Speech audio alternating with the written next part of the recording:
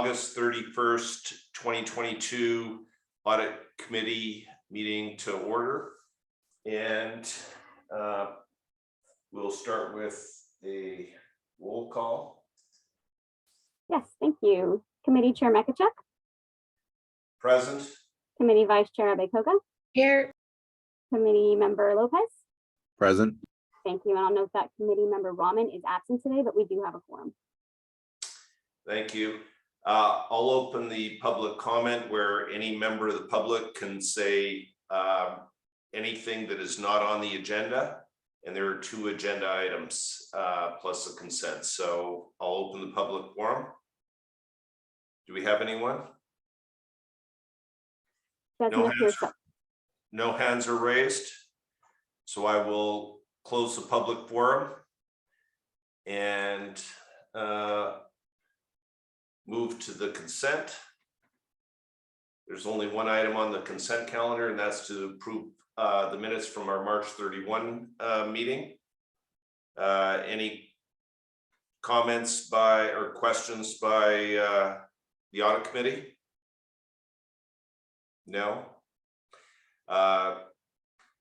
Would any member of the public wish to make a comment? No. Then I'm looking for a motion. Motion to approve. I've got a motion and a second. Roll call vote, please. Thank you. Committee Chair Mekachuk. Aye. Committee Vice Chair Abekoga. Aye. Director Lopez. Aye. Thank you. That motion carries with Committee Member Rahman absent. Thank you. And now we'll go to the regular calendar, and we will have a presentation from staff on the financial auditor RFP and recommendation. Thank you, Chair and members of the committee. This is Kevin Armstrong, Deputy Director of Administrative Services, and I'll be presenting this item today.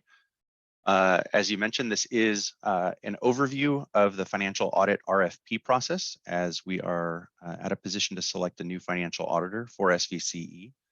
And this is an action item, so we'll be asking for your recommendation to the Board of Directors. Next slide, please. So a little bit of the background and history. SVCE's Financial Policy 1, our accounting policy, has a section requiring us to competitively solicit for a new financial auditor every 5 years. A little bit of the background: we originally conducted an RFP in 2017, selecting Pasenti and Brinker, who's been our auditor, and they have performed audits for the past 5 years. So they've reached that limit where we need to competitively solicit. In addition, the California State Government Code requires local agencies no less than every 6 years to switch audit partners, although that can be within the same firm. So there are 2 different requirements that we meet by taking a competitive solicitation process forward at this time. Next slide, please. With that, we released an RFP, a request for proposals, in June of 2022, and sent that out to a number of auditors with direct CCA experience, as well as the general SVCE solicitations list. We received 4 firm proposals back. One was our existing audit firm, Pasenti and Brinker, along with Baker Tilly, Eide Bailey, and Mays and Associates. Proposals from all 4 firms included 2 types of audits. One is the general AICPA audit to GASB standards that we've performed in the past. And the second was the addition of a uniform code or single audit, which we believe we will need to do based upon the receipt of CAP funds. So that's the California Arrearage Payment Program, and the state passes on funds to us that are received from the federal government, thus requiring that single audit. Next slide, please. So we developed standards based both on the standards used in that original 2017 RFP and confirmed those with the AICPA. And those standards are pretty high level, suggesting that we have, an auditor that's licensed in the state by an appropriate regulatory agency, a firm that maintains independence, obviously from our local agency, and then one that has the experience and professional development to cover the material needed, particularly with regards to our industry. And that was part of the selection process, or the advertising process that we aimed and targeted firms that had previous CCA experience. Of those four proposals that we received, all met those standards to some degree. Picenti and Brinker and Baker Tilly stood out as having previous CCA experience, but all had at least a degree of municipal utility experience. And so we considered all four proposals. Next slide, please. Based on that CCA experience, and within that CCA experience with both Maher CPA and Calpine, our billing agent, we shortlisted both Baker Tilly and Picenti and Brinker. Based on that experience, we felt that they would both be capable of doing the audit work, both in terms of the standard AICPA audit and the single audit. Each has experience within the energy industry and with CCAs. Both do have some differences. Baker Tilly is a large nationwide firm. Picenti and Brinker is a smaller specialized California firm. But both looked like they could do the job, and we conducted interviews with both really to understand more the approach and to confirm sort of the elements that we wanted to look for in, I think, particular dealing with this new single audit, which will be a new element of the audit process for SVCE. One notable thing with Picenti and Brinker is that they are proposing this year to have a new lead partner, partly in regards to that upcoming transition that they would need to have were they to continue longer with us, but also to provide just some overlap time this year before they hit that mandated government code 6-year timeline.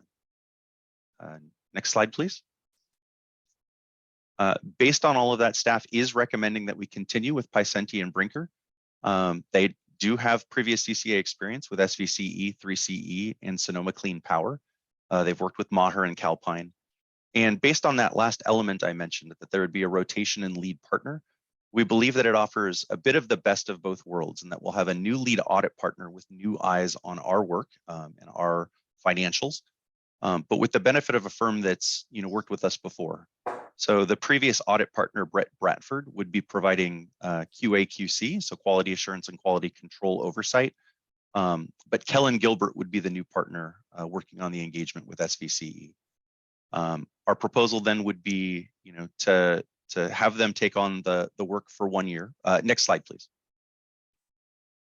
Our proposal would be to have them take on the work for the next year, and assuming that that all goes well, after the conclusion of this audit process, potentially move forward with extending the engagement for subsequent years, depending on how that goes.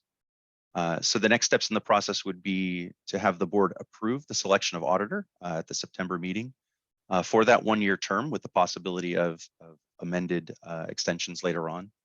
And then to schedule a kickoff meeting with this audit committee, ideally in late September, so that work could begin post close of financials in October. And then, once the final sort of CAISO settlements come through, really diving in November. Thank you for listening, and look forward to any comments that you have. So final slide, thank you. Our recommendation to this committee is to recommend to the board that we approve this agreement with Picenti and Brinker, with an option to extend for additional years beyond this first year. Thank you very much. Thank you for the report and presentation. Do we have any questions for staff? No? Well, I'll start asking a few questions. How many firms did you solicit, and how did you solicit them? How did you send out the RFP? So we spoke to other CCAs and to Maher Accountancy to come up with a list of firms that had worked previously with CCAs, posted it to our website, and then sent it out to SVCE's general solicitation list. Okay, so SVCE's general solicitation list, how many audit firms are on that? I don't have that number at hand, but it has a total of about 250 recipients on the total list. But that would be for all solicitations of various types. Okay. And in terms of the fees and the scope of the audit, did it include the additional audit that's required for the federal funds? Yes, the two numbers shown in the presentation, which were $33,000 for Picenti and Brinker and $40,000 for Baker Tilly, those are inclusive of both the AICPA audit to GASB standards, as well as the single uniform code audit. Got it. And did you compare the fees to the other CCAs? Those were in line with what other CCAs have paid, yes. And the other two proposed firms were within that range as well. So they all were bounded by that $33,000 to $40,000 range. Okay. And in terms of the new partner, is he a lead partner on other CCAs, or is it kind of a passing of the baton within the firm? He is not the lead partner on other CCAs, but he is the lead partner on all of their single audits. So it is a bit more what you describe, a passing of the baton, with his focus being on more of those single uniform code audits, which we feel would be a good set of skills to have for this first round of that for CAP. And did they break out the fees for the single audit separately? Yes, the single audit fee for Picenti and Brinker was about $7,000 of the 33, and Yes. for Baker Tilly it was about 10 of the 40. Okay. And that single, or sorry, the standard AICP audit fee was in line with the past fees that we've paid as well. Okay. I believe that Picenti has done good work. I was very pleased with their audit reports and the staff that they have. So I would definitely recommend staff's recommendation going forward to the board of directors. And this would be a consent item? Yes, it would, Chair. Okay. That is our proposal. Okay. Margaret, you've got your hand up. Go ahead.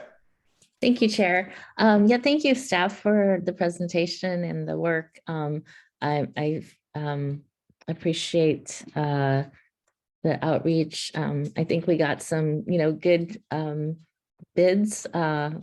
I'm familiar with, I think, all of the four that we got. But it seems like in light of our, if we've had a positive experience with Picenti, I think it's great to continue with them, and they're familiar with us. They're familiar with CCAs. I also noticed their price is a little lower than the other firm, which is also helpful. So yeah, I know we should do this, every 5 years. Is it just to kind of refresh? But if we have a good relationship with with the vendor, I think it's important to continue that. So I support staff recommendation. I don't know if you want to go to the public chair first, but I'm happy to make a motion if you'd like. Thanks. Yes, I'd like to hear from our other audit committee member, and then we'll take it to the public for comment, and then we'll entertain your motion. Do we have any comments from our other committee member? Yeah, thank you, Chair. I'm in full agreement with what's been said, and appreciate the presentation, and I'll agree with the staff recommendation. All right. I will open public comment on this. And do we have any hands raised? No hands raised, Chair. No hands raised. I will close the public comment and entertain a motion. And I believe Councilmember Abacoba has a motion. Yes, I'd like to go ahead and move staff recommendation to recommend Pacenti and Brinker LLP as our auditor and make that recommendation to the full board. Thank you. I'll second. We have a motion and a second. May we have a roll call vote, please? Thank you. Start with you, Chair Makachuk, Aye. Vice Chair Abakova, Aye. Director Lopez. Aye. Thank you. That motion carries with Committee Member Rahman absent. All right, the second item on the agenda is another presentation. And it's an update on the IT audit and security assessment. And this is a discussion with no action required, I believe. That is correct. Thank you, Chair Mekachuk. You'll be hearing from myself again, Kevin Armstrong, Deputy Director of Administrative Services, with our Senior Management Analyst, Nick Zanato, providing detailed backup when needed to some of these questions. Just as a preface, I know you're all familiar from our previous presentations that, on issues around IT security and cybersecurity, we tend to be somewhat circumspect with regards to details in these meetings. So if there are particulars of any of the items we bring up that you'd like more detail on, we certainly appreciate any follow-up questions you might have directly with regard to any of those items or firms or technical implementation tools. So with that, next slide, please. I did want to take a moment to sort of talk at a higher level overall about our IT and cybersecurity philosophy. And this is a point that we tried to end our March presentation with, but that's that while we feel that the work we have done and continue to do has improved our cybersecurity posture, it's also made us aware that we'll never really be finished or complete in this work, given the constant evolution of threats and the sort of new malware tools and the new phishing scams that we'll have to respond to. So it's always a work in progress to a degree. I also wanted to bring up a point that we had made in March that, as part of our recent IT audit, they mentioned that a third-party risk ranking that they conducted, of SVCE compared to other utilities, did rank us favorably across a combination of passive and active measures. And I'll talk a little bit more about sort of how we determine that, using a scorecard later in this presentation. So just to, kind of highlight some of those successes to date, we have implemented staff training. We've worked on password management. We've worked on phishing tests with our staff. And, those numbers you see there, reflect a good degree of success that we've had in impressing upon our staff the importance of these issues. But we're starting to take a little bit of a different look at this and really kind of flip those numbers on their head and to look at the portions that we're not successful at. And, in truth, we don't probably want to be 100% successful because that means that we're probably making our tests too easy. So we're looking for what the right balance is there between, successfully testing our staff, but at the same time, meeting the needs of the organization from a cybersecurity perspective. And then, really just to sort of talk about how this is an enterprise that we engage in, starting with, the first day, even before so, both Nick and Garish as CEO, myself as administrative manager, when we meet with new staff, it is one of the first things that we try to impress upon people is how key these efforts are, to have our staff be part of that human firewall, that our tools can only do so much, and that, each and every one of us has to be aware of the risks that are out there and be able to communicate them throughout the organization. So that is an ongoing effort of ours. Next slide, please. So I'd like to briefly just touch on the 4 different kinds of assessments or audits that we undertake. There are more details available to all of these, of course. I've spoken in the past about the IT audit, which is in the upper left corner, the information technology audit. That's really focused on our existing systems in place. So it's a technical audit, and it looks at what vulnerabilities we have, what patches we might need to update. And our most recent iteration was completed in September of 2021. The second type is a more cybersecurity oriented assessment. And that's really looking at the landscape outside of our organization outside of the technologies we've already implemented, really looking at it from the threat perspective and trying to understand where we have gaps. So not how are our existing tools working? Again, that's part of the IT audit, but where do we not have tools in place or policies or staff trainings? And so what are we at risk of given those gaps? So we completed a first security assessment last year in December of 2021. And I'll speak more to this in a moment about our ongoing work, but we've started a second assessment this year in 2022 with a different firm. And that began in earnest this August, and she'll be completing by November of this year.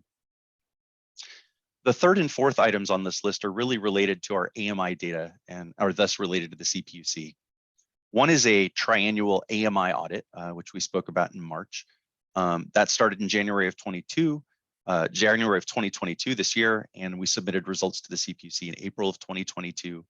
And that really looks at data security and privacy around that AMI data that we capture from customers. And then a little bit different flavor to that, also reported to the CPUC, is we have sort of an annual checkup letter. It's an annual data privacy report.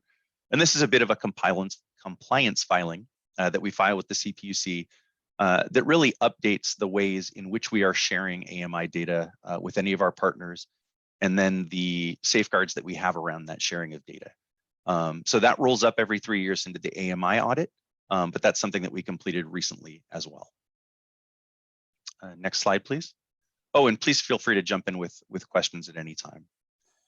So getting a little bit more into detail, as we've spoken about in the past, in the response and wake of our 2021 audit recommendations, we've made a number of improvements. And I think those are reflected in those percentages you saw on the early slide. So at a general level, those include multi-factor authentication for all of our SVCE tools. That's password management. We use a password manager for our staff now. Those are improved IT tools, including endpoint detection and response, endpoints being each one of the devices that we use across our network. Backups of our cloud storage.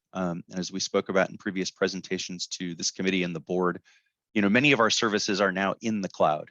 So there's a degree of redundancy simply by having them up there and having those cloud providers do their own degree of backup. But this is an extra level beyond that. As I mentioned, there's patching, so making sure that machines always have the latest patches that the software running on those machines requires. And then, moving more towards the contract and policy side of things, we've worked with our outside counsel, Richards, Watson, Gershon, to improve the data breach and security provisions of our vendor agreements. And we continue to update those for any vendors that have been under multi-year contracts and are using an earlier template. So those are some of the past actions we've undertaken. Currently, and I'll speak more to this in a coming slide, we've developed a cyber scorecard to sort of assess and track our performance on these measures, but we're looking to improve that. In addition, we recently reported to the board on stress test scenarios, one of which was around malware and cybersecurity, and some of the lessons learned from that and the steps we need to take. We continue to increase the frequency, and I would note even more the complexity of some of our staff cybersecurity training and phishing examples, so that they're more targeted, rather than just being, hey, you have a Microsoft Office, request. It's really about things that might fall under the specific staff purview. I might get one revolving around payroll. Somebody else might get one around bill payment if they're involved in that process. So really trying to target those more. And finally, continued vulnerability scanning on our systems themselves. The work that's underway now, and we alluded to this in speaking about this second security assessment, is to move forward with what we described in March, which is the Virtual Chief Information Security Officer, or VCISO. We continue to increase protections for working from home. Having distributed resources across home networks is a different sort of set of threats to deal with than when you're all in one office. We're in the process of integrating a new managed service provider to bring additional coverage and support, so that we're not relying simply on senior management analyst Nick Zanato 24 hours a day, 7 days a week. And then with the security assessment comes some additional work on an incident response plan and a set of policies and playbooks that go along with that. And we've listed some examples there, including employee email compromise, lost or stolen devices. And these are also that we have, basically checklists and playbooks in hand should we experience one of these events. And then, as I mentioned, the second security assessment has launched just this August. Next slide, please. So speaking in a bit more detail about our current efforts, at the end of our March presentation, we offered up 2 pathways that we were considering for this year's IT security work. One would be to perform a 5th consecutive IT audit, which we're again focused on existing systems in place. And each year that we iterated on that audit, we added new sort of conditions to look for, new gaps to potentially exploit. But again, focus was on existing systems and technology. Or it was to take this path forward, engage with a virtual chief information security officer, a VCSO, and perform this second guided security assessment. And that's the path we recommended at the time and that we selected.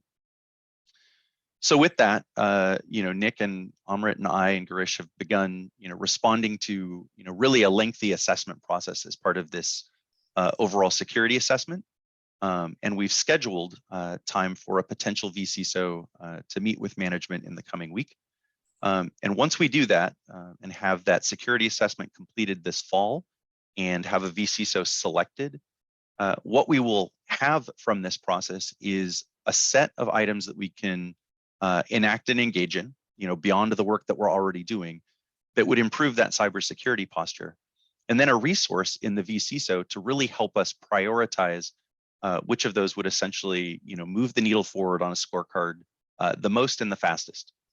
So really to help us understand and appreciate which are the most important for a firm in our industry and of our size, and especially given the work that we've already done, what would best dovetail with those previous efforts. So all of that work will be wrapping up this fall, and we'll be using the VCSO again to help guide us through the prioritized remediations that come out of that assessment process. Next slide, please. So I've spoken a bit already about scorecards, and what you see on the left side of your screen with the yellow and the green and that 1 bar of red is sort of our first iteration at a cybersecurity scorecard. And that was using a set of security enhancements that we reviewed from a number of different sources. We've sort of generalized them here for public consumption on this slide deck, but we've indicated various states of progress towards those. And again, we'd be happy to provide background details to any of the committee members offline. But the issue, I guess I would say, or the limitation of this type of scorecard is that it's very reliant on us really assessing our own progress. And as much as I trust our efforts, we're not the same as having a third party really look at an independent set of standards and grade us on that. So through this security assessment, we'll be working with the vendor and the VCSO to develop what we hope becomes more of a standards-based real-time snapshot of what our cybersecurity posture looks like. And the goal would be to produce something that you can see either as that needle on the dial or the tracking graph over time that we could then present on a more regular basis. So it would be more than just a 6-month check-in, but something that you could refer to on a more constant basis, something that we could potentially integrate into board updates that really spoke more to how individual prioritized remediations and upgrades move that needle and affect our cybersecurity posture overall. So that's really the goal of this process, is to be able to communicate more frequently and more clearly both the work we've been doing and the room we still have to grow.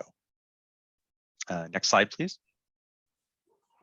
So as I mentioned, we'll be continuing with selecting this VCSO, completing this second security assessment now in Q3 of 2022, developing that refined scorecard and communication plan, and then prioritizing recommendations to implement. And then we look forward to coming back to this committee early next year with the sort of feedback and follow up from those efforts that we are going to engage in this fall.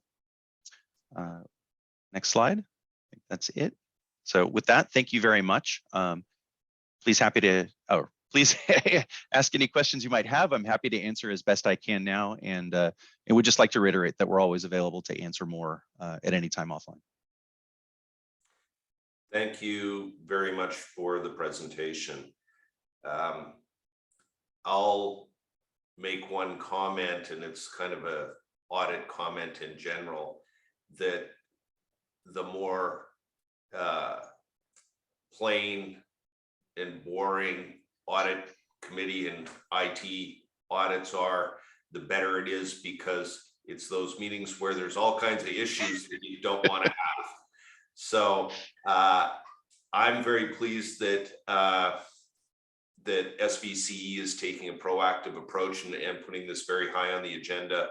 And I was also very impressed with the new staff, the onboarding, and the attention that's given to this. So I think that, as you described it, the human firewall is very important and is often one of the weakest links. So those are kind of my comments. And then I think on one of the slides, it said you're launching something in August, and it's the 31st of August. So I think it was launched. Is that correct? It is launched. That is correct. Okay. And that is the second security assessment. And myself and Amrit and Nick in particular have been engaged in really the first data gathering portion of that assessment. You know, answering a litany of questions about the current practices we have in place. And that's everything from cybersecurity to physical security. So there are questions about the building's janitorial staff and background checks that they may or may not engage in. So it's really an end-to-end security assessment. I mean, we look at it as being focused on the IT and cyber portions, but it's all levels of security around information within the organization. Okay. Questions, comments from the other board members before I open it for public comment?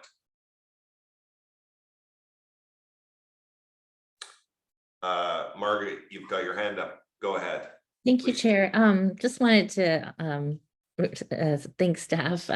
You know, I appreciate the responsiveness. I know we've had some challenges in the past, and so I appreciate that the organization is taking it seriously, and it feels like a comprehensive look with some strong actionable items. So I just want to thank you all for the work on that, and look forward to continuing to see progress. Thanks. Thank you, Director.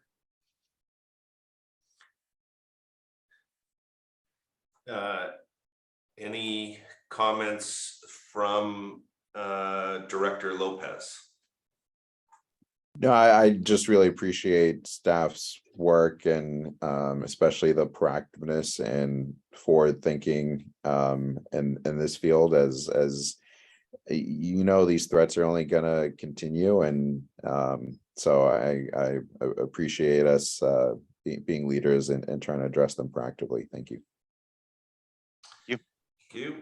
I will open it for public comment.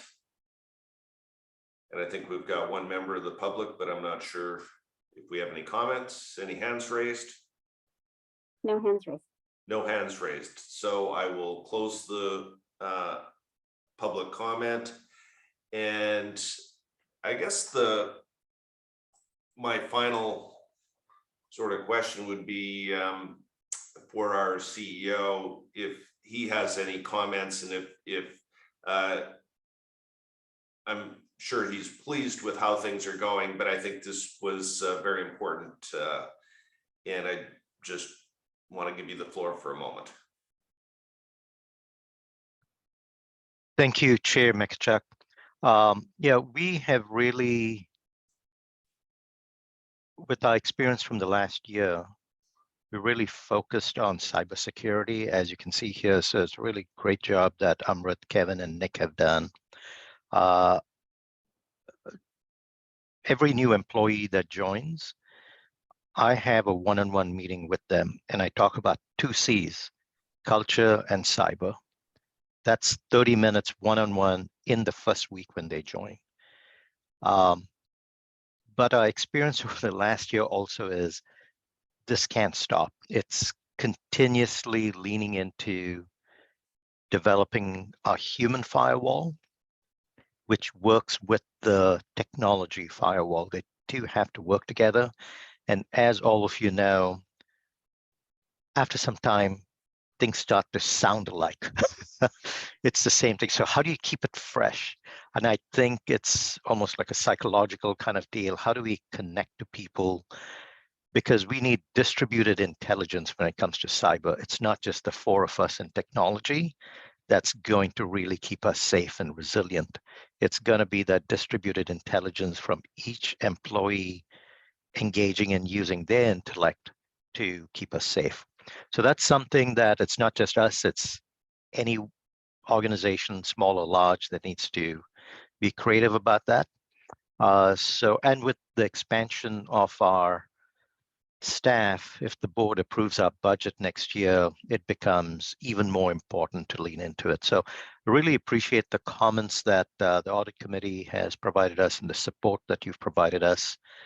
We will be communicating that back to staff that does matter. So thank you very much for giving me a minute here.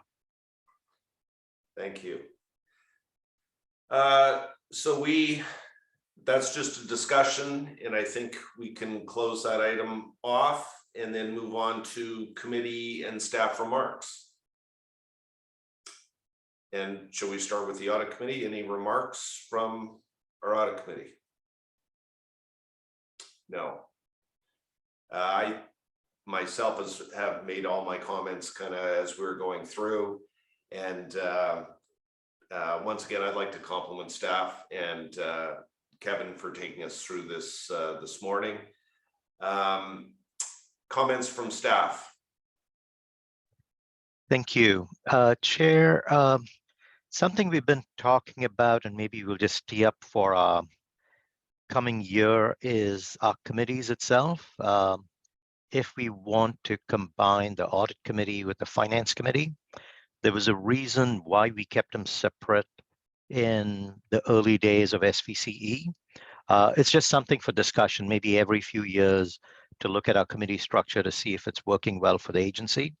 So we may tee that up with you, Chair, and just have some informal and formal discussions around pros and cons of that idea. Sure, I'll give you some thoughts on that right now since you raised it. And my experience with audit committees may be slightly different, but to me, they should be very independent. And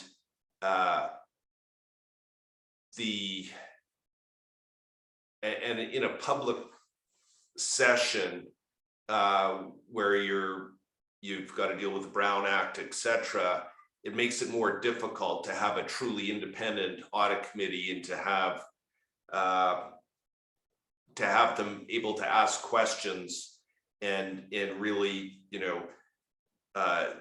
sometimes dig into things before going to the board. So they're very independent of the board. So I actually had a problem with the independence of the audit committee relative to the finance and admin committee. So anyways, we can, at a philosophical level.